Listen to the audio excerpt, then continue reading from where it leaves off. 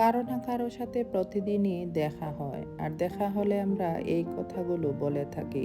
এই কথাগুলো একদম বলা উচিত নয়। এগুলো হচ্ছে কটু বাক্য। কথাগুলো থেকে বোঝা যায় আপনি কতটা অনেকেই আমরা বলে থাকি, আপনি তো অনেক মোটা হয়ে গেছেন, জামাটা কোথা থেকে নিয়েছেন, গায়ে আপনার একদম মানাচ্ছে না, আপনার বেতন কত, বিয়ের এতদিন হলো এখনো বাচ্চা হয় না কেন, আপনার বাচ্চাটা এত রোগা কেন, বয়স তো হলো, বিয়ে করেন না কেন, আপনার মুখে এত ব্রণ কেন, এত বয়স হলো এখনো চাকরি হচ্ছে না কেন। আচ্ছা বলেন তো, আপনার গায়ের রং এত কালো কেন? আপনি কি আপনার বাবারটা পেয়েছেন নাকি মারটা পেয়েছেন? আপনি এতদিন ধরে সংসার করছেন, এখনো আপনি ভাড়া বাসায় থাকেন।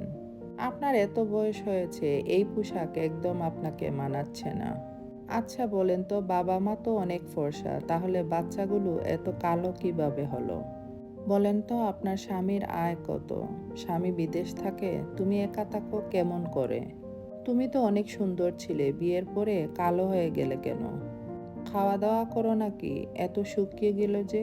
তোমার বয়স আসলে কত এখন? তুমি কি ঠিক সেই আগের মতো আছো, নাকি এখন তোমার পরিবর্তন আসছে বিয়ের পরে? তোমার শাশুড়ির সাথে তোমার সম্পর্ক কেমন?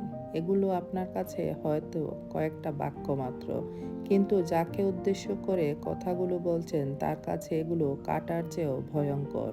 তাই এগুলো বলা থেকে বিরত থাকুন।